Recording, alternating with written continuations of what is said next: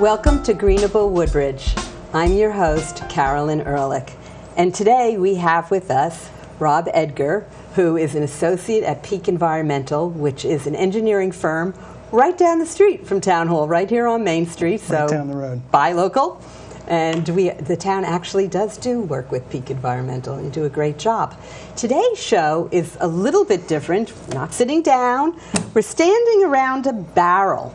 And Rob is going to show us how to transform this kosher pickle barrel into a rain barrel.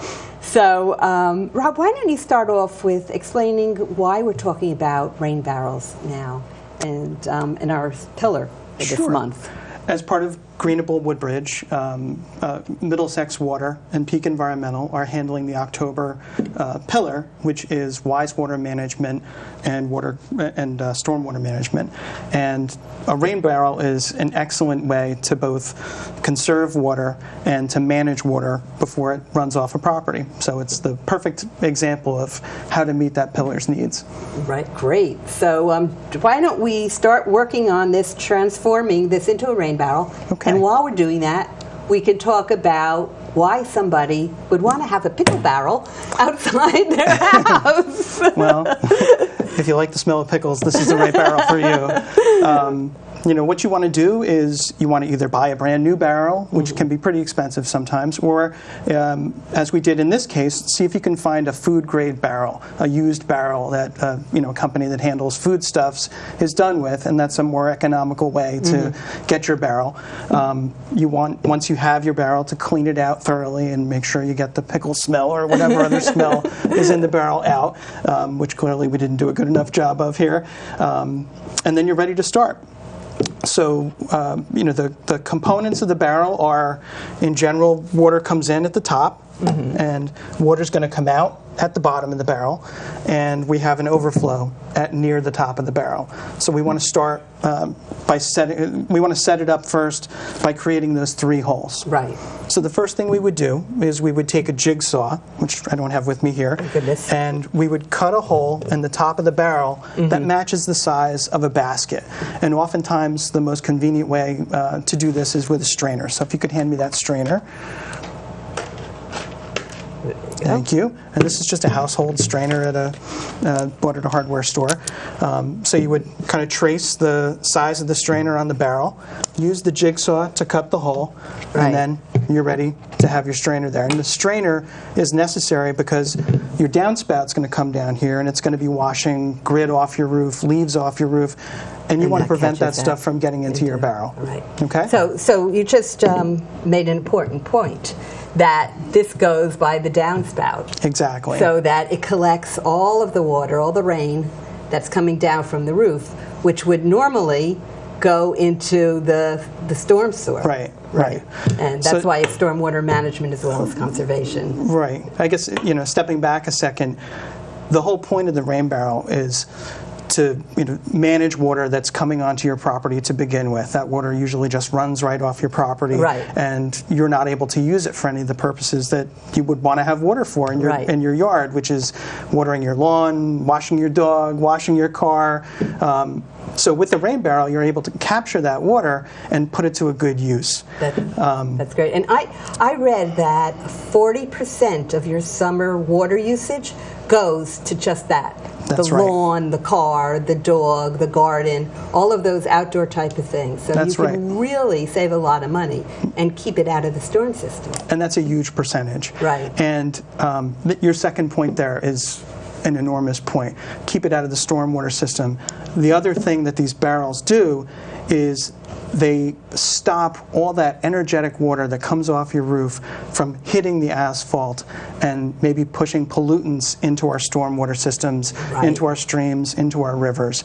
By holding this water back, and if there's an inch of rainfall, which is kind of the average rainfall for a rain event in New Jersey, that's about 500 gallons coming off your standard roof. And so this holds 55 gallons in the barrel, but it holds back a lot of that 500 gallons coming off your roof.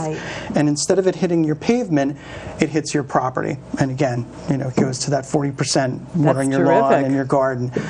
So you're preventing flooding from happening because you're holding back some of that water, just like a developer might do with a stormwater retention system or a detention system. So it's your own personal stormwater retention system. And you're preventing that water from picking up those non-point source pollutants, like oil spills that might occur, or pesticides or things like that. You prevent all that from getting into your stormwater. And also, if you're using your tap water to water your lawn or your garden, that's right, there are chemicals in that. There's chlorine. What else is in it? It's like getting soft water. Hard water, minerals. Right. So this is all soft water. This is soft water, and rainwater is slightly acidic, so that's perfect for your garden. Yeah. And some of the minerals that are in rainwater, like calcium, are also perfect for your garden. Right.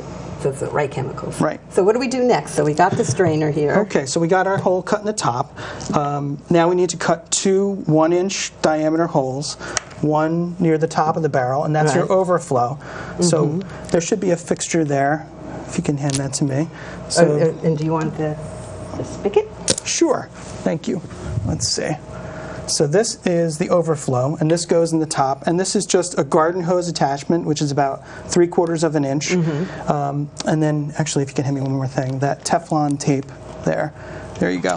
So what you do is you cut your hole, and then you take this Teflon tape, and you put that around your fixture, and then you can just screw your fixture right into the hole you cut, which we've done here already, and that's your overflow.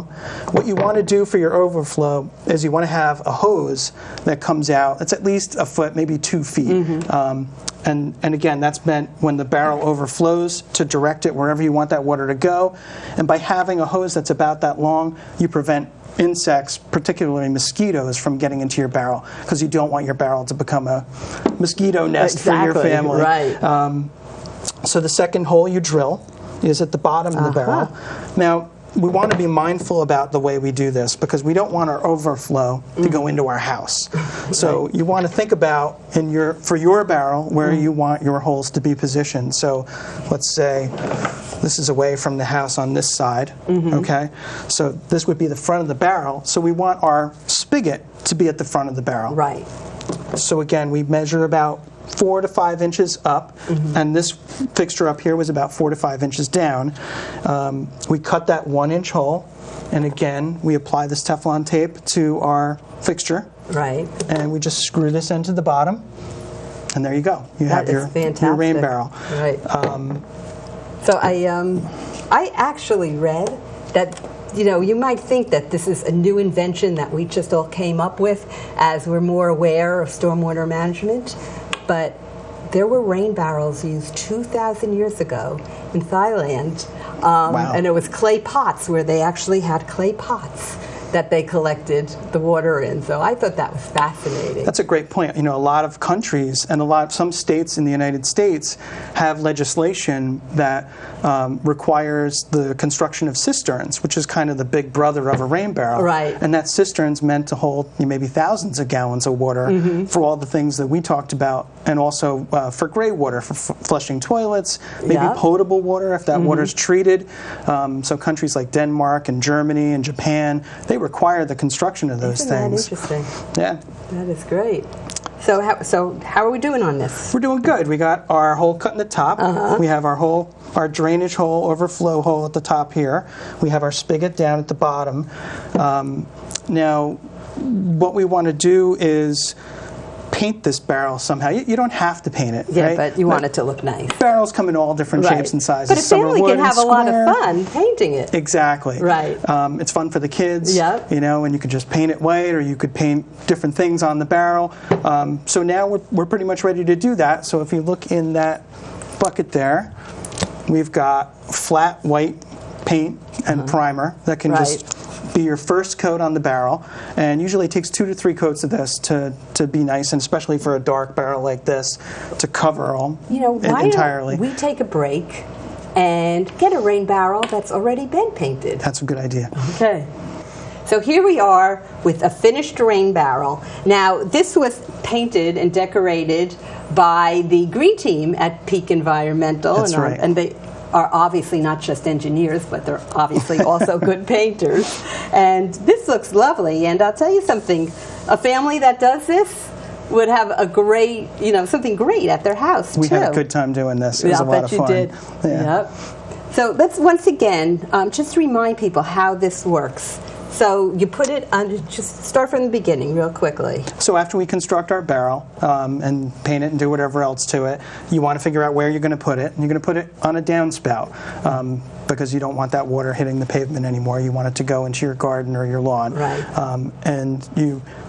Once you know where your downspout is and where it's going to go, you want to get some sand, some gravel, some brick, maybe some concrete block, and have a level space before you fill this to put. You want to make sure it's perfectly level, because this barrel, when it has 55 gallons or 50 gallons of water, is 400 pounds, and you don't want that to tip over or fall on somebody. Right. So once you have that space and it's level, you put it into the proper position, and then if you could hand me that flex tube there, yeah. And then what you would do is you would cut your downspout from your gutter, and you would insert one of these, kind of a flex hose, make sure the downspout is firmly connected to your house. And then the water comes through here, it comes into your barrel. And one thing we didn't mention before was between that basket that keeps the leaves out and the barrel, we want to put some kind of screen because we want to make sure that no mosquitoes get into your barrel. That's great. And another thing you want to do is add a little bit of water when you first set this up and put some vegetable oil in there as well. Interesting. And that's another level of defense against mosquitoes. So your water would come in the top here, and you would either leave your spout at the bottom there open and maybe put a drip hose or an irrigation hose or something like that on it, so it just continuously goes directly into your garden. Or you could close it if you want to save the water for some other purpose. Right. Wow, that is terrific. And if you're all thumbs like I am, and I don't want to build it, where do I go? What can I do? Can I still do this? You can still do this. Hardware stores, Costco, stores like that. Lowe's, they sell Home Depot. Lowe's, Home Depot. They sell Right. rain barrel kits, and they sell assembled rain barrels. Okay, so you can get a kit or assembled. Exactly. That You could is get really, either a kit really- and do it yourself, or you can get the whole barrel yourself. But this really is pretty easy to build. Yeah. So should we turn this around and maybe take a look? Let's see the other side. So Middlesex. So Middlesex Water has was our been partner. really a great sponsor and a help with all this. And if you go to our website, you'll see all kinds of other ways that you can use water wisely. And this is terrific, Greenable Woodbridge. And here we have Woodbridge Township and the flowers.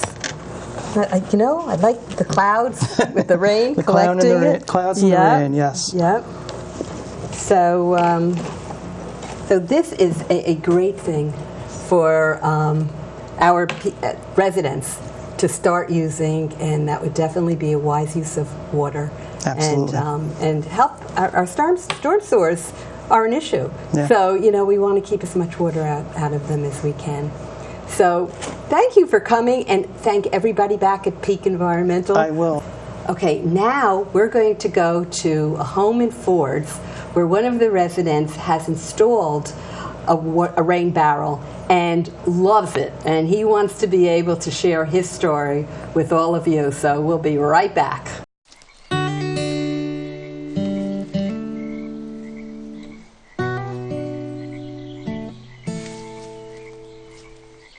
When you're out there, there's no telling what you'll find. I see it! Oh, look at you. There are some moments only the forest can inspire. Find yours at discovertheforest.org.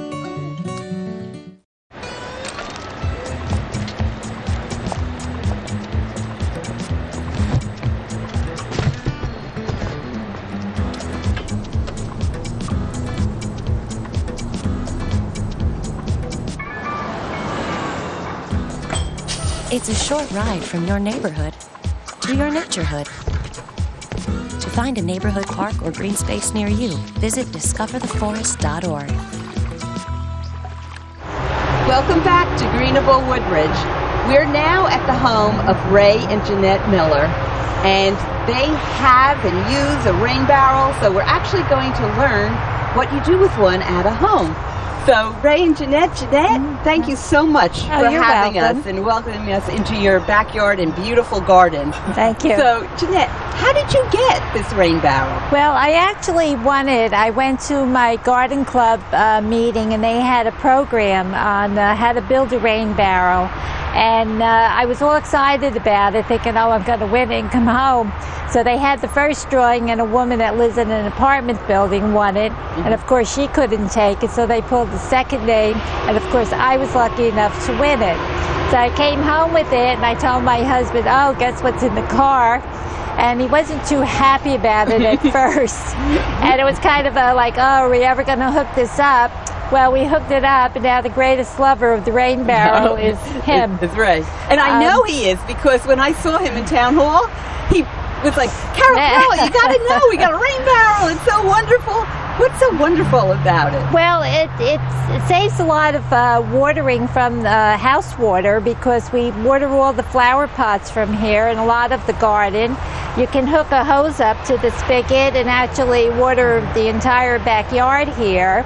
And it really saves a lot of money on your water bill, because with the large garden I have, you do water a lot. And it's amazing how fast the barrel fills up with water. When they were showing us how to make it, they were showing us how you can hook it up to a second barrel. Right. And I looked at it and I thought I'd never fill one barrel. And it's amazing, after 1 or 2 rainfalls, the barrel was completely full. So even in the drought this summer, you were getting water here. Well, during the drought, we actually went to the bottom. We kind of went out. But there were times when the barrel overflowed, and we had to keep taking it out and put it in other containers to save the waters, because we didn't want to waste the water. But it's like a blessing. We're just happy, and we do plan to buy a second water barrel and put it somewhere on the house. But this is behind the garage. So. Great. And we are going to decorate it during the winter, paint it and stencil it with something. That is great. When she first came home and said to me, I have a rain barrel in the car. What? What's the rain barrel? I soon found out.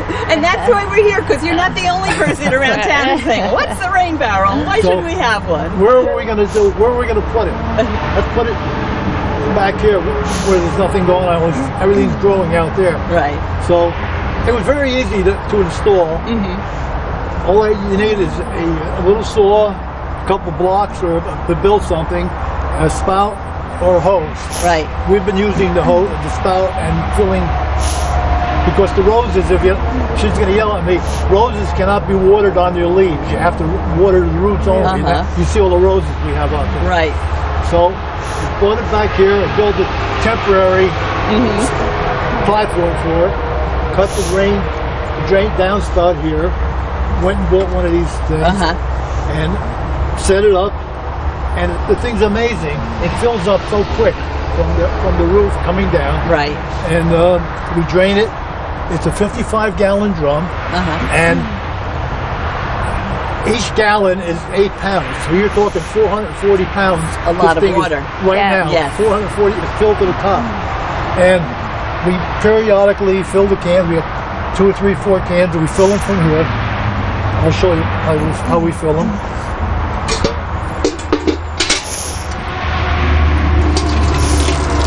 Cool. And you can see it going down. See where it is right here? Look at that. And it's marked in 5-gallon, 55, 50. And or either that or the sprinkling can.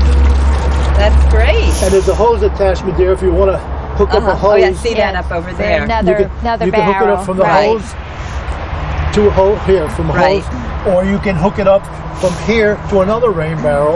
You can have a set of them. I don't know where we're going to put another one. She's already talking about another one. Be able to plant more flowers with that. This baby's going to be painted and decorated. That'd be great. There's another one. That's another story. And the top of the barrel has the screening on it, so that keeps out debris and any insects. So you don't have to worry about mosquitoes coming like you do with the bird bath. Right. And it keeps the water clean. And it's a big help, and it's actually safe, because children can't get into it or anything like that. So it's not a worry. You can see how clean it keeps the water too. Look at that. That is. So you know what? Let's take a look at your garden, because you have a magnificent garden, and that is why it's so terrific that you're actually using the rainwater instead of bringing in the water from the house. kitchen. Right. The other thing people may not be aware of, you would be, if you live in Woodbridge, the amount of water that comes from Middlesex into your house is based on what you pay for sewer going out of your house. Right. So if you use this most of the time, probably you save twice. Twice. Exactly. Right. Middlesex water won't like that.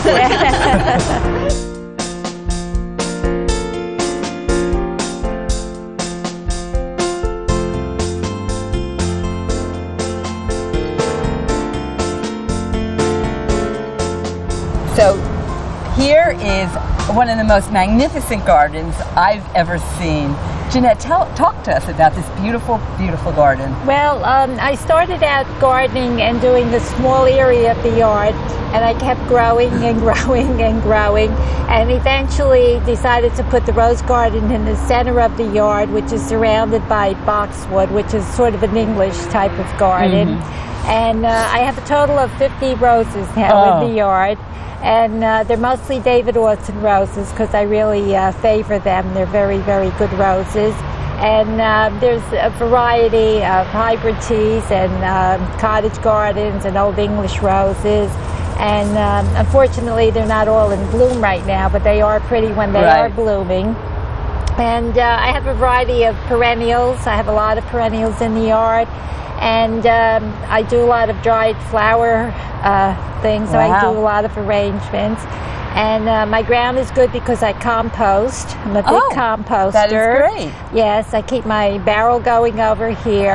The yard was strictly all red clay many years ago, but by composting, I have very nice, rich soil now, and that's why my flowers Let's flourish. just take a minute, because there might be people who don't understand composting. So just talk about what composting is for a second. Composting is taking like all your when you cut up vegetables and fruits, and you have all your skins, and you could compost them, the rinds of lemons and limes and oranges, and you compost it along with some leaves and some grass clippings, some tiny twigs you break up, and it breaks down and it makes a very nice rich black soil that you can put into your ground, and it really helps your flowers a lot to grow. So you don't use any chemical fertilizers? No. It's all natural, composting, and you still get this beautiful outcome. Right. And same thing like with hydrangeas. You could change the color of your hydrangea by putting acid to make them blue. And what I do is I cut up all my lemons and oranges, and I put them around the root of the flower. And you're not only giving you a nicer blue color, you're also composting at the same time, so that the hydrangeas this year were absolutely magnificent.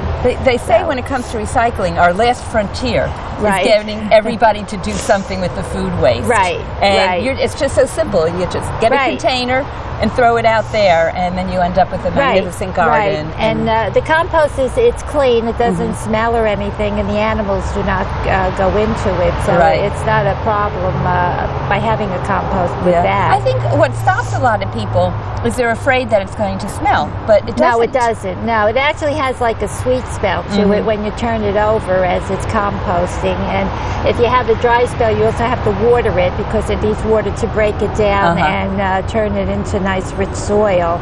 You just keep turning it over, and eventually it all composes down. It breaks down. Everything right. Yeah. And what about the water from the rain barrel? Is that better than the water from using it is because it doesn't have any like fluoride or lime or calcium in it, because our water is enhanced by the water company.